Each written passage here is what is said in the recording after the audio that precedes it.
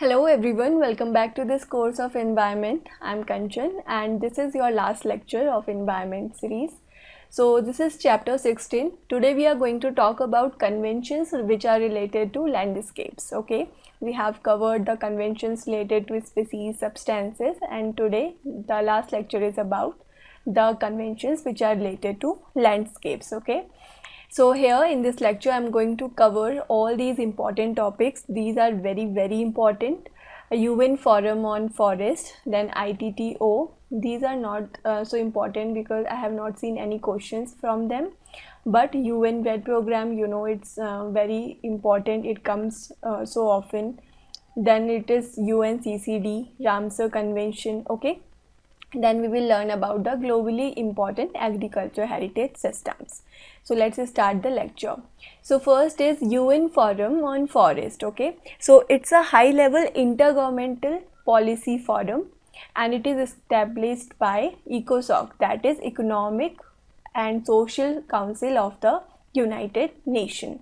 ठीक है, and it is to implement the forest principle जो कि एजेंडा 21 रियो डिक्लेरेशन पढ़ा था हमने, उसमें एजेंडा 21 में जो चैप्टर 11 था उसमें जो भी फॉरेस्ट प्रिंसिपल्स हैं उनको इम्प्लीमेंट करेगा UNFF. ठीक है, उनको इम्प्लीमेंट करने की जिम्मेदारी है UNFF की. So it has universal membership, यानी कि जितने भी UN के मेंबर स्टेट्स हैं वो सारे इसके मेंबर हैं, and some other specialized agencies also. United Nation में अभी कितने मेंबर्स हैं? 193. ओके, तो इसका काम क्या है, ये क्या करेगा? देखो, फॉरेस्ट रिलेटेड जितने भी इश्यूज़ हैं और जो भी पॉलिसीज़ हैं, पॉलिसीज़ का इम्प्लीमेंटेशन करेगा. कंट्रीज़ के बीच में कोऑपरेशन, कोऑर्डिनेशन, मॉनिटरिंग वगैरह का जो भी काम है फॉरेस्ट रिलेटेड वो सारा UNFF करेगा. नेक्स्ट है the international tropical timber organization ITTO. Timber क्या होता है आपका? The large piece of wood which is use for construction, right. तो टिम्बर काफ़ी इंपॉर्टेंट है, तो इसीलिए we have an intergovernmental organization for that and it comes under United Nation. तो इसका काम क्या है, व्हाट इज़ इट्स एम? तो टिम्बर ऑर्गेनाइजेशन है तो क्या करना है हमको, जो भी कंट्रीज़ हैं उनको प्रमोट करना है वो ऐसी पॉलिसीज़ अडॉप्ट करें जिससे हमारे जो ट्रॉपिकल फॉरेस्ट रिसोर्सेज हैं उनका कंजर्वेशन हो और उनका सस्टेनेबल मैनेजमेंट हो. ठीक है, सस्टेनेबल यूज़ हो. सो जो भी मेंबर्स हैं इसमें they represent about 80% of the world's tropical forest. Now let's talk about UN RED program. तो UN RED प्रोग्राम के बारे में मैं आपको काफ़ी कुछ बता चुकी हूँ प्रीवियस लेक्चर्स में. सो RED का फुल फॉर्म क्या है? Reducing emission from the deforestation and forest degradation. ठीक है, जब हम पेड़ों को काटते हैं, डिफॉरेस्टेशन करते हैं, तो उससे क्या होता है, जो कार्बन इमिशन है वो हमारा बढ़ जाता है, हमारे जो कार्बन सिंक्स हैं वो कम हो जाते हैं.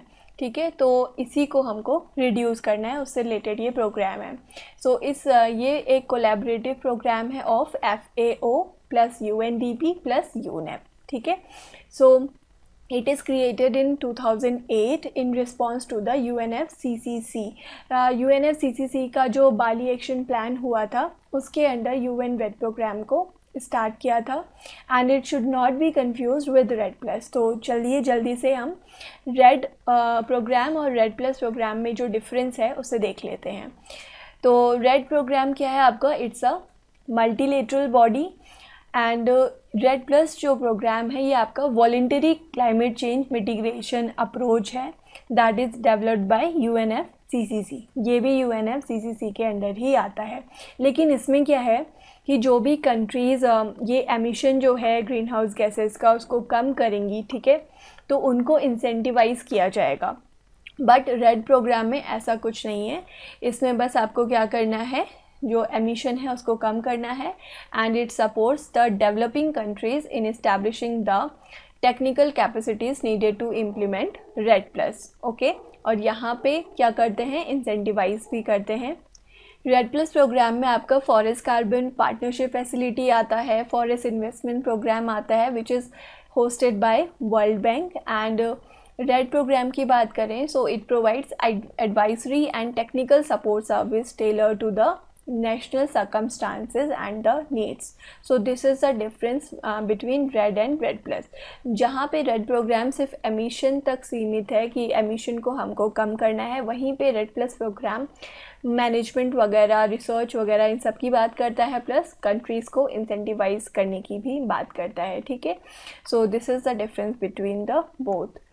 अब बात करते हैं UNCCD की, the United Nation convention to combat desertification. ठीक है, डेजर्टिफिकेशन से रिलेटेड है ये, लीगली बाइंडिंग इंटरनेशनल अग्रीमेंट है. एंड इसका काम क्या है, जो लैंड है उसका सस्टेनेबल मैनेजमेंट करना है.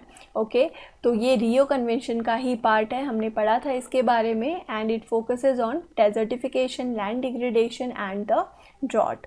ओके, तो ये जो UNCCD है इसमें बॉटम अप अप्रोच रखी है, यानी कि जो लोकल्स हैं, बॉटम लेवल पे हैं जो लोकल्स हैं, उनका पार्टिसिपेशन को भी इनकरेज किया गया है. ठीक है, सो दिस इज़ UNCCD. अब पढ़ते हैं रामसर कन्वेंशन के बारे में.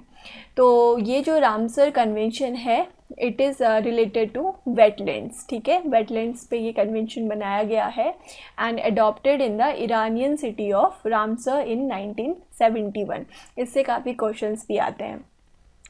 एंड ये एक ओनली ग्लोबल इन्वायरमेंट ट्रीटी है जो एक पर्टिकुलर इकोसिस्टम, यानी कि वेटलैंड से रिलेटेड, जो जैसे वेटलैंड के लिए स्पेशली है ना ये, तो ये ओनली ग्लोबल इन्वायरमेंट ट्रीटी है that deals with a particular ecosystem. Okay, that is wetlands. तो ये यूनाइटेड नेशन से एफिलिएटेड नहीं है, but it works very closely with it, और इंडिया इसका मेंबर है. इसका मिशन क्या है, वेटलैंड्स को कंजर्व करना है, उनका वाइज यूज़ करना है through local, regional and national actions and international cooperation. यानी कि बॉटम अप अप्रोच इसमें भी है, लोकल से लेकर इंटरनेशनल कोऑपरेशन तक की इसमें बात की गई है. ठीक है, इसके जो 3 पिलर्स हैं of this convention, it is first है wise use of wetlands, okay, through national land use planning. Next बात करता है वो सारे जो भी वेटलैंड सुटेबल हैं फॉर इंटरनेशनल इम्पोर्टेंस, तो उनको रामसर लिस्ट में होना चाहिए. थर्ड आता है आपका cooperate internationally concerning transboundary wetlands. जो ट्रांस बाउंड्री वेटलैंड्स हैं, मतलब 2 नेशंस हैं उनके बीच में अगर ऐसे कोई वेटलैंड्स हैं तो उनको उनके कंजर्वेशन की इसमें बात की गई है. ठीक है, so these are the 3 pillars of convention. Wise use of wetlands and designation होना चाहिए प्रॉपर वेटलैंड्स का which are of international importance, and then transboundary wetlands की बात की गई है. तो यहाँ पे सारे रामसर साइट्स हैं ऑफ इंडिया. तो अच्छा, अभी तो हम इनको पढ़ेंगे. पहले अगर किसी भी साइट को रामसर लिस्ट में इंक्लूड कर दिया जाता है तो उससे क्या होता है, उससे वो जो साइट है उसको इंटरनेशनल रिकॉग्निशन मिल जाता है, और फिर गवर्नमेंट ज़्यादा कमिटेड हो जाती है उसके कंजर्वेशन के लिए, मेंटेनेंस के लिए. ठीक है, तो ये फ़ायदा होता है रामसर लिस्ट में आने का. तो यहाँ पे देखो स्टार्टिंग से नॉर्थ में we have Wular lake, Hokera wetland, Pong dam lake, then we have Surinsar, Mansar. आप एक काम करना, वीडियो पॉज करके इनको एक बार पढ़ लेना. ठीक है, have a look on this. Now India and wetland convention की बात करते हैं. तो इंडिया इसका मेंबर बना था 1981 में. ठीक है, इंपॉर्टेंट डेट है.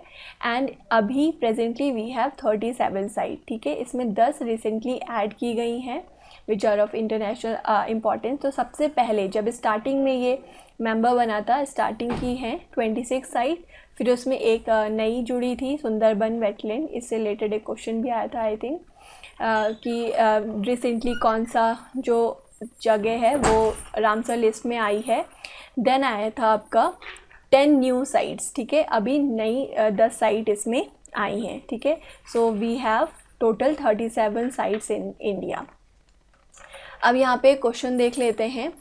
India is a party of Ramsar Convention, right? Okay, and has declared many areas as Ramsar sites. So, which of the following statement best describes as to how we should maintain these sites? ठीक है, तो 4 हमको statement दिए हैं. पहला है keep all the sites completely inaccessible to man so that they will not be exploited. Okay, अब इसको डाउट में रखते हैं, वैसे ये सही नहीं है.